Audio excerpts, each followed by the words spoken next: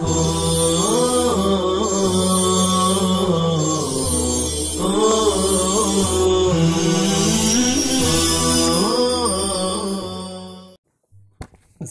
علیکم ورحمۃ اللہ وبرکاتہ۔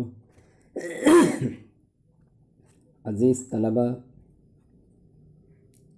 اب تک دوسرے باب کی 3 فصلیں آپ کے سامنے آ چکی ہیں۔ پہلی فصل میں مصنف رحمۃ اللہ علیہ نے تفخیم و ترقیق یعنی پر اور باریک پڑھنے کے متعلق بیان کیا تھا۔ پھر اس کے بعد دوسری فصل میں نون ساکن اور تنوین کے قواعد، احکام اور اس کی صورتیں بیان کی تھیں۔ تیسری فصل میں میم ساکن کا بیان تھا اور میم ساکن کے 3 قاعدے ادغام، اظہار اور اخفا کو مصنف نے تفصیل کے ساتھ بیان کیا تھا۔ اب اس چوتھی فصل میں مصنف رحمۃ اللہ علیہ حرف غنہ کے بارے میں بیان کر رہے ہیں۔ آپ کو پہلے بھی بتلایا جا چکا ہے کہ ایک ہے غنہ اور ایک ہے حرف غنہ۔ حرف غنہ کسے کہتے ہیں وہ آپ کو بتلایا گیا تھا کہ ایک الف کے برابر ناک میں آواز لے جانے کو حرف غنہ کہا جاتا ہے۔ بہرحال مصنف رحمۃ اللہ علیہ فرما رہے ہیں چوتھی فصل حرف غنہ کے بیان میں نون میم مشدد ہوں تو غنہ ہوگا۔ نون اور میم یہ مشدد ہوں تو غنہ ہوگا۔ ایسے ہی نون ساکن اور تنوین کے آگے یعنی نون ساکن اور تنوین کے بعد سوائے حرف حلقی اور لام را کے جو حرف آئے گا غنہ ہوگا۔ ایسے ہی میم ساکن کے بعد با آوے تو اخفا کی حالت میں غنہ ہوگا۔ اور آخر میں چلتے ہوئے کہا کہ غنہ کی مقدار 1 الف ہے۔ اب یہاں پر آپ کو سمجھنا یہ ہے کہ مصنف رحمۃ اللہ علیہ نے مطلقاً ذکر کیا ہے کہ نون میم مشدد ہوں تو غنہ ہوگا، جیسا کہ عبارت میں نظر آ رہا ہے۔ لیکن یہاں پر تفصیل یہ ہے کہ نون اور میم کی تشدید چاہے اصلی اعتبار سے ہو، وضعی اعتبار سے ہو یا ادغام کی وجہ سے ہو، یعنی نون اور میم کا مشدد ہونا، یہ تو مسئلہ متفق علیہ ہے کہ نون اور میم جب مشدد ہوں گے تو غنہ ہوگا۔ البتہ نون اور میم کے مشدد ہونے کی 2 صورتیں ہیں۔ ایک صورت تو یہ ہے کہ نون اور میم پہلے سے ہی مشدد ہوں، یعنی کلمے کی وضع ہی ان کی تشدید کے ساتھ ہو، جیسے ان، ان، کأن، اس میں نون پہلے سے ہی مشدد ہے۔ اسی طرح سے میم مشدد جیسے ثم، لما وغیرہ میں میم پہلے سے مشدد ہے، تو نون اور میم کی تشدید چاہے وضعی اور اصلی ہو، چاہے ادغام کی وجہ سے ہو۔ ادغام کی وجہ سے جیسے امن، امن میم میں ادغام کیا جاتا ہے تو دوسری میم میں تشدید آ جاتی ہے۔ اسی طرح سے من نبیٍ پڑھتے ہیں تو من نبیٍ، من کے نون کا ادغام کیا جاتا ہے نبی کے نون میں، تو یہاں پر نبی کے نون پہ جو تشدید آتی ہے، یا اسی طرح سے امن میں دوسری میم پہ جو تشدید آتی ہے، یہ تشدید ادغامی ہے۔ بہرحال نون اور میم مشدد ہوں گے تو غنہ ہوگا، خواہ ان کی تشدید وضعی اور اصلی ہو، جیسے ان اور ثم وغیرہ، یا ان کی تشدید جو ہے ادغامی ہو، یعنی ادغام کی وجہ سے ہو۔ اب پھر اس کے بعد جو ہے نون اور میم، نون کے اندر جو ہے تشدید ادغامی کبھی ایک کلمے میں ہوگی، جیسے الناس، النار، انا، اور میم کی مثال جیسے الف لام میم، الف لام میم را وغیرہ۔ اور کبھی جو ہے دو کلمے میں ہوگی، جیسے من ناصرین، وما لہم من اللہ، تو یہ دو کلمے میں ہے۔ تشدید ادغامی، تشدید ادغامی جو ہے ایک کلمے میں ہو تب بھی، تشدید ادغامی دو کلمے میں ہو تب بھی، بہر صورت، یا جو ہے تشدید وضعی ہو تب بھی، جو بھی صورت جو ہے نون اور میم کے مشدد ہونے کی پائی جائے گی وہاں پر غنہ ہوگا۔ اب یہ جو ہے یہاں پر ایک بات یہ بھی سمجھتے چلیں کہ غنہ جو ہے دو طرح کا ہوتا ہے، غنہ آنی اور غنہ زمانی۔ غنہ آنی وہ غنہ ہوتا ہے کہ جب نون یا میم کو ادا کیا جائے تو بغیر قصد کے خود بخود ادا ہو جائے اور خیشوم میں آواز چلی جائے۔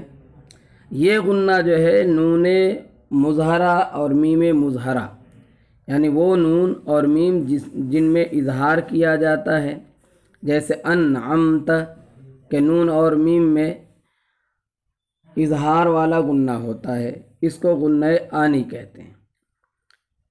اور غنہ زمانی کا مطلب یہ ہوتا ہے کہ جو قصد کر کے ایک الف کے برابر خیشوم سے ادا کیا جائے۔ اس میں جو ہے غنہ زمانی میں قصد و ارادے کا دخل ہوتا ہے، اور غنہ زمانی میں قصد اور ارادے کا دخل نہیں ہوتا ہے۔ یہی جو ہے ان دونوں میں واضح فرق ہے۔ اگر جو ہے کوئی ایسا سوال کرے کہ غنہ زمانی اور غنہ آنی میں فرق کیا ہے، تو غنہ زمانی میں آپ یہ کہیں گے کہ غنہ زمانی وہ غنہ ہوتا ہے جس میں قصد اور ارادے کو دخل ہو، اور قصداً اور ارادتاً جو ہے آواز کو خیشوم میں لے جا کر ایک الف کے بقدر روکا جائے، اس کو غنہ زمانی کہتے ہیں۔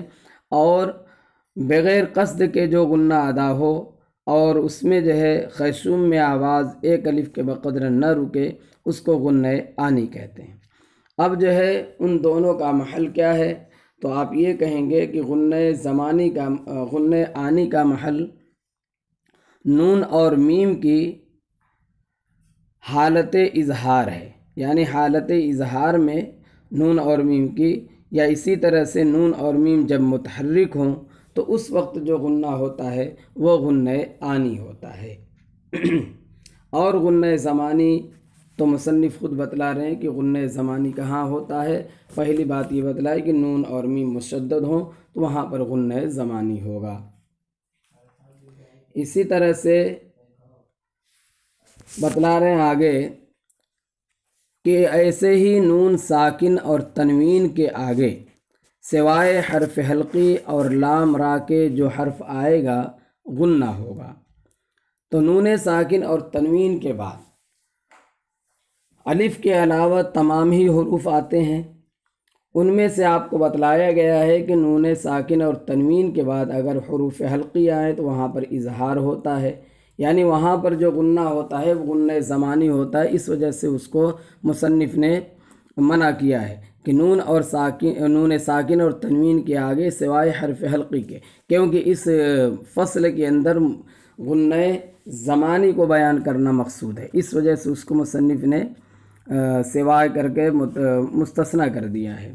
اسی طرح سے نون ساکن اور تنوین کے بعد اگر لام اور را آئے تو وہاں پر ادغام ہوتا ہے، تو ادغام تام ہوتا ہے، ادغام بلا غنہ ہوتا ہے۔ اس وجہ سے یہ 8 حرفوں کو نکال دیا، ایک تو حرف حلقی کے 6 حرف اور دوسرے لام اور را، اس طرح سے جو یہ 8 حرف نکل گئے۔ اور الف جو ہے پہلے سے نکلا ہوا ہے تو 9 حرف نکل گئے۔ اب 9 حرف میں جب نکال دیں گے 29 حرف میں سے، تو اب بچیں گے 20 حرف۔ تو 20 حرفوں کے آنے پر نون اور میم کے اندر کیا ہوتا ہے؟ غنہ ہوتا ہے۔ اب ان 20 حرفوں میں 15 حرف تو وہ ہو گئے جن میں جو ہے نون ساکن اور تنوین کے بعد اخفا ہوتا ہے، اور 5 حرف بچے۔ تو ان 5 حرفوں میں سے نون ساکن اور تنوین کے بعد اگر حروف یومین یعنی 4 حرفوں میں سے کوئی حرف آتا ہے تو وہاں پر جو ہے ادغام بالغنہ ہوتا ہے، تو وہاں پر بھی غنہ کیا جائے گا۔ اور ایک حرف با ہے، اگر نون ساکن اور تنوین کے بعد با آئے تو وہاں پر اقلاب ہوتا ہے۔ تو اس طرح سے نون ساکن اور تنوین کے اندر جو ہے 20 حرفوں کے آنے پر غنہ کیا جاتا ہے، چاہے وہ غنہ اخفا کا ہو، چاہے ادغام کا ہو، چاہے اقلاب کا ہو۔ اور 9 حرفوں کے آنے پر، 9 حرف میں سے 8 حرف آئے گا، ایک تو آئے گا نہیں الف، تو حرف حلقی کے آنے پر غنہ نہیں ہوتا، غنہ زمانی نہیں ہوتا بلکہ غنہ آنی ہوتا ہے، اظہار حلقی اس کو کہتے ہیں۔ اور لام اور را کے اندر جو ہے ادغام بلا غنہ ہوتا ہے، اور الف آتا نہیں۔ اس طرح سے یہ 9 حرف نکل جائیں گے۔ حاصل کلام یہ کہ نون ساکن اور تنوین کے بعد 20 حرف آتے ہیں تو وہاں پر غنہ کیا جاتا ہے۔ آگے بتلا رہے ہیں ایسے ہی میم ساکن کے بعد با آئے تو اخفا کی حالت میں غنہ ہوگا۔ یہاں پر جو ہے قید لگائیے کہ میم ساکن اور میم ساکن کے بعد اگر با آئے تو بعض روایتوں میں اظہار بھی ثابت ہے، جیسا کہ آپ کو بتلایا گیا تھا امام جزری کے طریق میں جو ہے وہاں پر اظہار بھی ہو سکتا ہے۔ تو جب اخفا کیا جائے تو اخفا کی حالت میں میم ساکن کے بعد یہاں پر غنہ ہوگا۔ اب یہاں آپ دیکھیے کہ کتنی صورتیں ہو گئی غنے کی۔ پہلی صورت تو یہ ہے کہ نون اور میم مشدد ہو، خواہ وہ تشدید جو ہے وضعی اور اصلی ہو یا ادغام کی وجہ سے ہو۔ دوسری صورت، یہ 2 صورت ہوگی۔ تیسری صورت یہ ہے کہ نون اور تنوین کا اخفا کیا جائے جو 20 حرفوں میں ہوتا ہے۔ اسی طرح سے میم ساکن، چوتھی صورت کہ میم ساکن کا اخفا کیا جائے با کے آنے کی صورت میں، یعنی جب کہ میم ساکن کے بعد با آئے تو اخفا کریں، تو اس صورت میں جو ہے میم ساکن میں غنہ ہوگا۔ پانچویں صورت یہ ہے کہ نون کا جو ہے ادغام کیا جائے ادغام ناقص، یا اسی طرح سے تنوین کا ادغام ناقص کیا جائے۔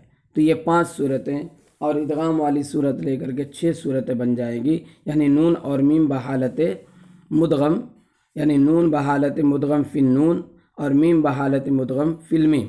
تو اس طرح سے یہ جو ہے تفصیلی طور سے 7 صورتیں بنے گی، اور اجمالی طور سے جو ہے 5 صورتیں بنے گی۔ ان 5 یا 7 صورتوں میں نون اور میم کے اندر جو ہے غنہ کیا جاتا ہے۔ دوبارہ آپ سنیں کہ نون اور میم کے اندر جو ہے غنہ کب کب کیا جائے گا۔ ایک تو نون اور میم مشدد ہو، 2 صورت ہوگی، یعنی نون مشدد ہو یا میم مشدد ہو۔ اس میں تفصیل کر لیجئے کہ چاہے وہ نون کی تشدید جو ہے ادغام کی وجہ سے ہو یا وضعی اور اصلی اعتبار سے۔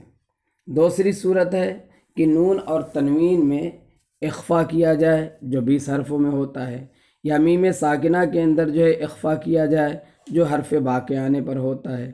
اسی طرح سے نون کے اندر جو ہے اس وقت غنہ ہوتا ہے جبکہ نون میں ادغام کیا جائے، جیسے من نبی جن، یا اسی طرح سے میم کے اندر اس وقت غنہ ہوتا ہے جبکہ میم میں ادغام کیا جائے، جیسے امن۔ اسی طرح سے نون ساکنہ یا تنوین کا ادغام جو ہے حروف یومن میں کیا جائے تب جو ہے غنہ ہوتا ہے۔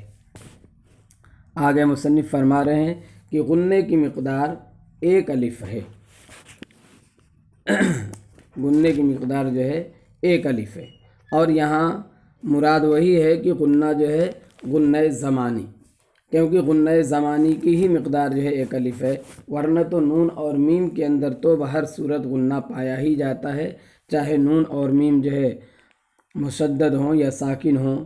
نون اور میم کے اندر جو ہے متحرک ہوں گے تب بھی جو ہے غنہ اس میں کیا جاتا ہے، اور اگر ساکن ہوں گے تب بھی غنہ کیا جاتا ہے، کیونکہ نون اور میم کی صفت اصلی اور صفت ذاتی غنہ ہے، البتہ وہاں جو ہے غنہ سے مراد غنہ آنی ہوتا ہے، اور یہاں جو چوتھے فصل کے اندر مصنف رحمۃ اللہ علیہ نے بیان کیا ہے اس سے مراد جو ہے غنہ زمانی ہے۔